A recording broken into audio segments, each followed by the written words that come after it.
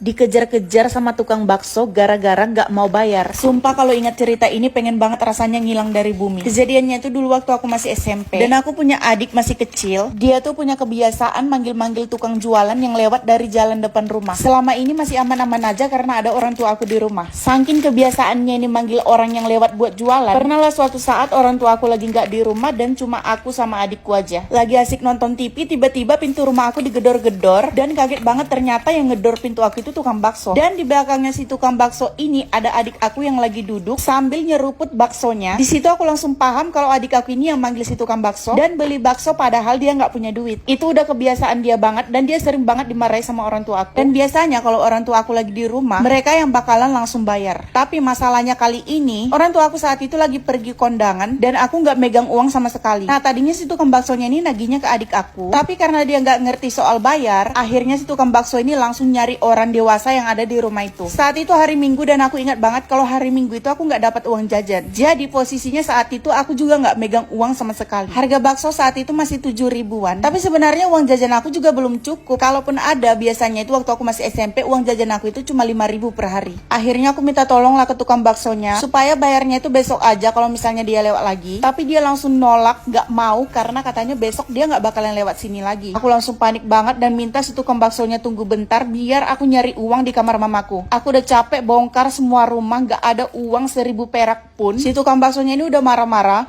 Memang aku jarang banget ngeliat si tukang bakso ini lewat dari depan rumah aku. Mungkin ketepatan banget baru kali ini dia lewat. Akhirnya aku minta ke dia buat sabar dulu karena orang tua aku undangannya itu jauh banget. Nunggu mereka pulang kayaknya gak mungkin. Sampai akhirnya tetangga aku tahu dan untungnya dia mau minjamin uangnya yang akhirnya aku bisa selamat dari si tukang bakso tadi yang udah marah-marah. Gak tahu gimana jadinya kalau gak ada tetangga mama aku itu tadi. Saat itu dia benar-benar kayak penyelamat gitu karena kebiasaan adik aku itu udah gak bisa dilarang. Sejak saat itu aku jadi ingatin ke orang tua aku kalau mereka pergi minimal mereka itu harus ninggalin uang supaya gak kejadian lagi kayak tadi. Atau sekalian aja dibuat banner di depan rumah, taruh tulisan gitu kalau misalnya ada anak kecil yang manggil terus beli jangan dilayani soalnya gak punya uang. Dan akhirnya cara itu berhasil.